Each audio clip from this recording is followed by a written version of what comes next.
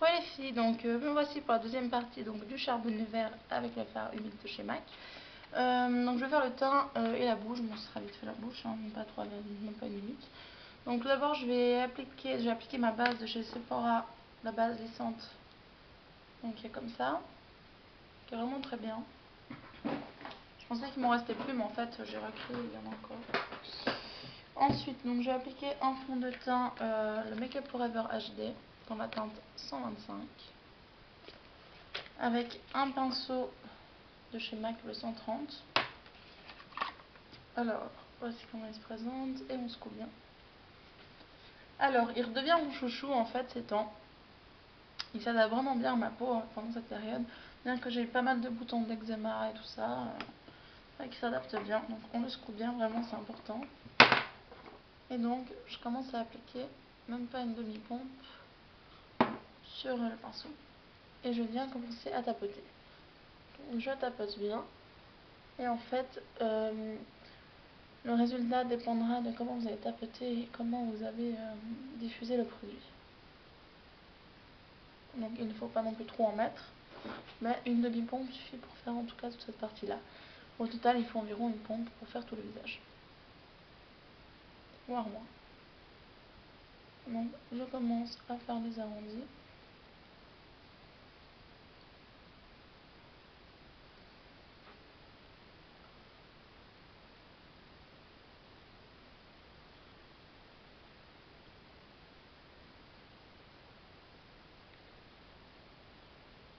Évidemment on fait attention au niveau des bords ici au niveau du visage et des oreilles.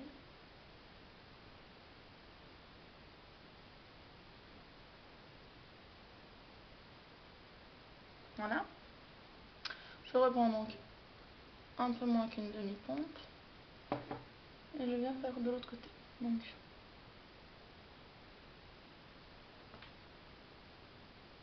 pareil, il faut tapoter.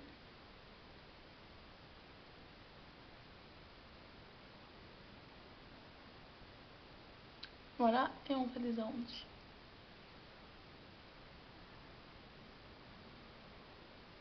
Donc ça va plus ou moins vite selon l'habitude.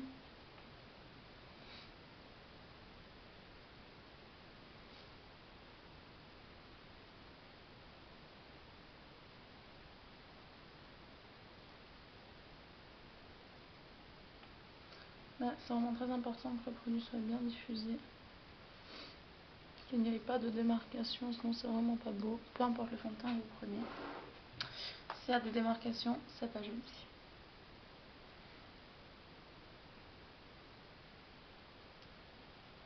Comme pour le fard, c'est vraiment comme pour tout. Une fois qu'on a fait ça, on va s'attaquer au nez et au front. Donc je mets un tout petit peu. Je viens donc tapoter au niveau du front. Je reste en haut parce que moi le fond de teint a tendance à trop accrocher ici, là. Donc je reste plutôt vers le haut. La batterie est faible. Donc je viens ensuite, pareil, faire des arrondis.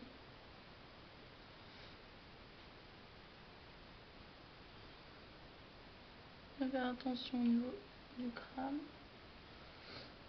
Et je vais vraiment étirer la matière ici où ça accroche le plus pour éviter d'avoir des taches.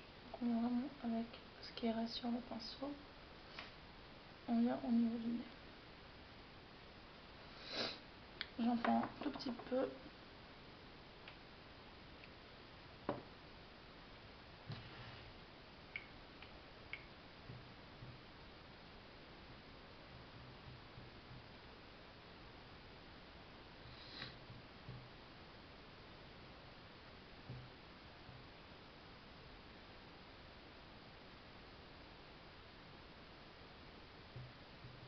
Excusez-moi.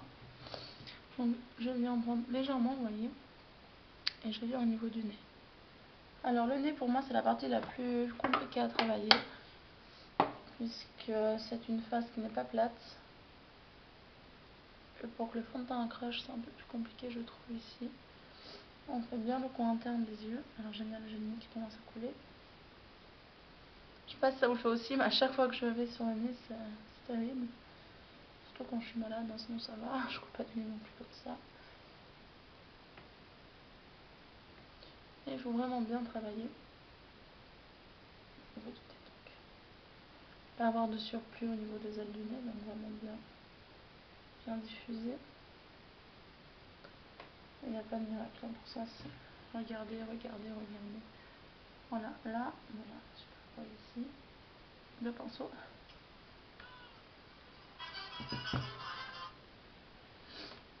Donc, voilà. Voilà, on a.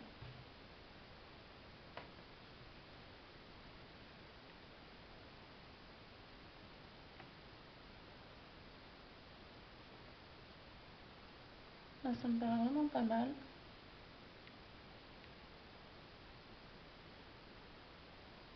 Voilà. Maintenant, on va venir appliquer donc un anti-cerne après 5 minutes de fond de teint. Mais bon, c'est important de bien l'appliquer, c'est la base. Hein. Si vous ne mettez pas d'anti-cerne, pas de poudre ou quoi, il faut vraiment bien appliquer son fond de teint. C'est comme ça que ça ressort plus joli le maquillage des yeux. De toute façon, hein, c'est quelque chose unifié. Je vais utiliser mon anti-cerne que j'ai mis dans un petit pot comme ça, qui est le Prolongwear de chez MAC. Et je vais l'appliquer avec un pinceau 224, c'est une édition spéciale de Noël l'année passée. Donc ça c'est le mini 224 SE, donc spéciale édition. Donc je viens dans le pot. Et je vais donc appliquer ça au niveau des cernes. Bon, j'en ai pas beaucoup, mais j'en ai quand même un peu. Et moi, ce que j'aime bien faire avec l'anti-cerne, c'est poursuivre ici pour vraiment apporter de la netteté à mon fard à paupières. Donc ça, c'est vraiment un choix.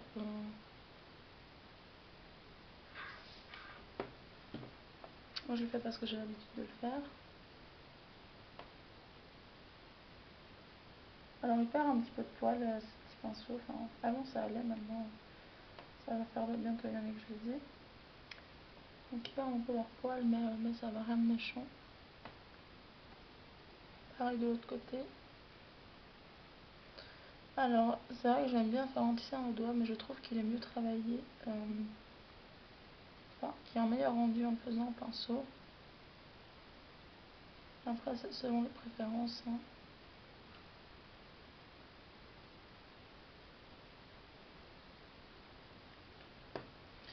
Voilà, je viens encore prendre un peu d'anti-cerne que je viens mettre au niveau de mon bouton ici. C'est rien que je camoufle trop ceux du front parce que j'aurai la frange. Je vais plus camoufler en fait ce que j'ai là.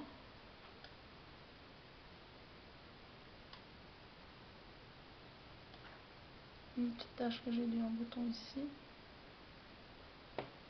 Voilà, donc au niveau de l'anti-cerne, on est bon.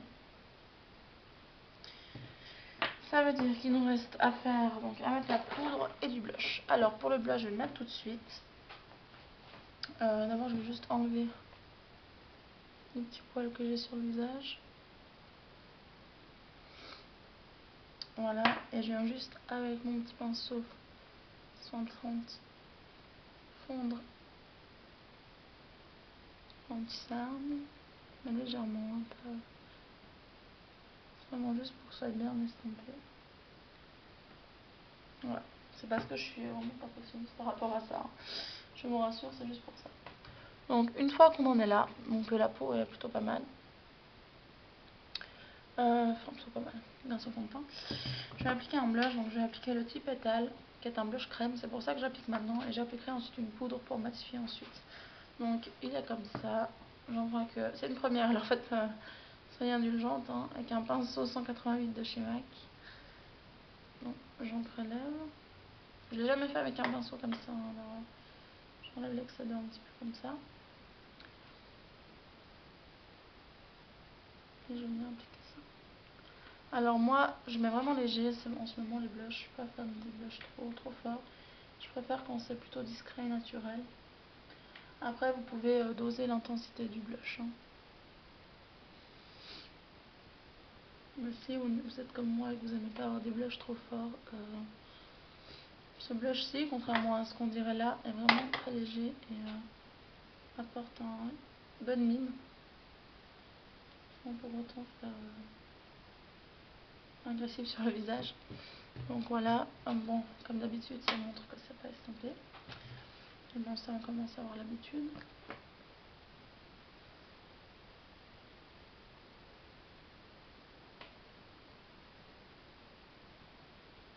Voilà. On va faire pareil de l'autre côté. Donc vous voyez, regardez, j'en prends un, pas beaucoup, je fais juste comme ça. Il n'y en a pas 3 tonnes dessus. J'enlève vraiment l'excès sur la main. Ici. Et je viens donc appliquer ça de l'autre côté. Vous voyez comme quoi il en faut vraiment très peu, il n'y a presque rien.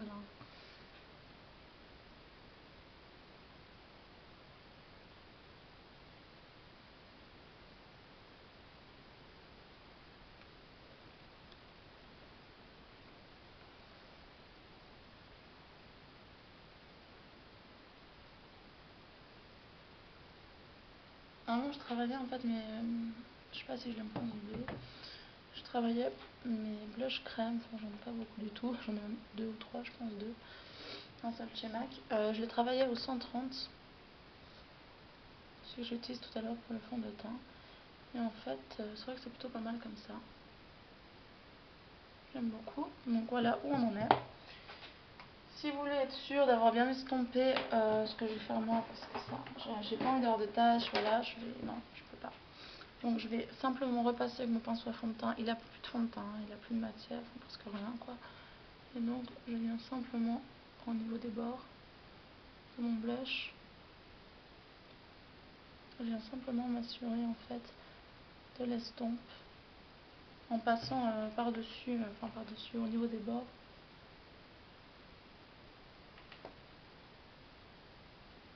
Voilà.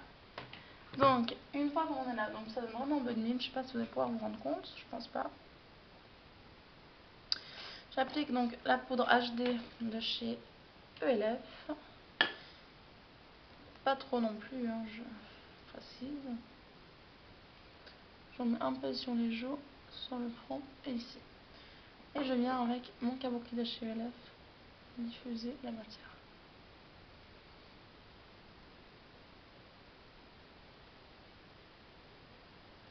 Et je vais un peu plus intensifier au niveau de la zone T.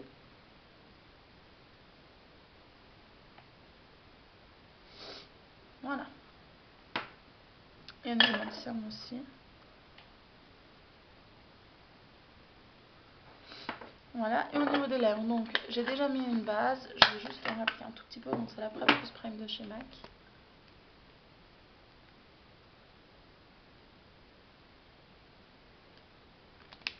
Voilà, donc c'est l'effet instantané, j'applique juste une 30 secondes, une trentaine de secondes à peu près.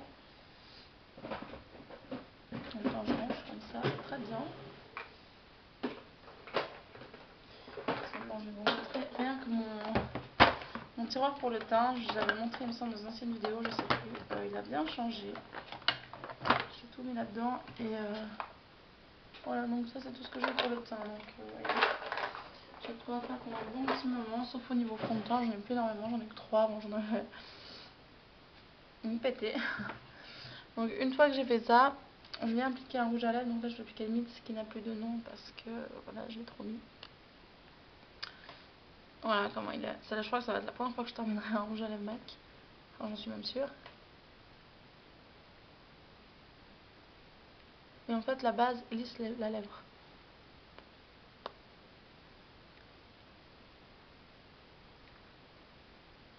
Voilà, pas besoin d'en mettre trop, hein, parce qu'il a déjà bien. C'est un nude, mais il est quand même. On peut quand même bien l'intensifier.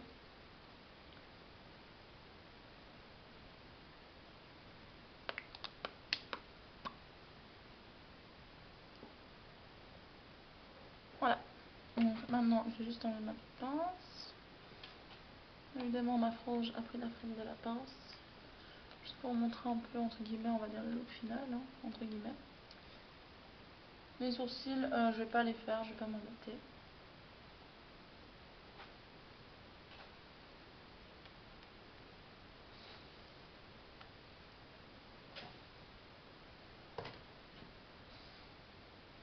Voilà. Mais écoutez, voici le look final. J'espère que ça vous a plu. Je vous montre un peu de plus près.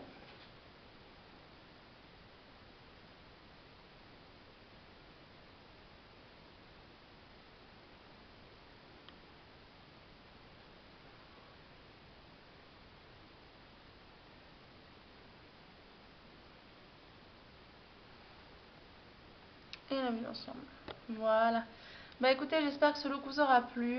J'attends vos commentaires, vos avis, vos suggestions également, si vous avez une autre idée pour de blush ou autre, ce que vous en pensez. Et voilà, donc je vous fais plein de bisous, je vous remercie et je vous dis à très vite. Bye bye.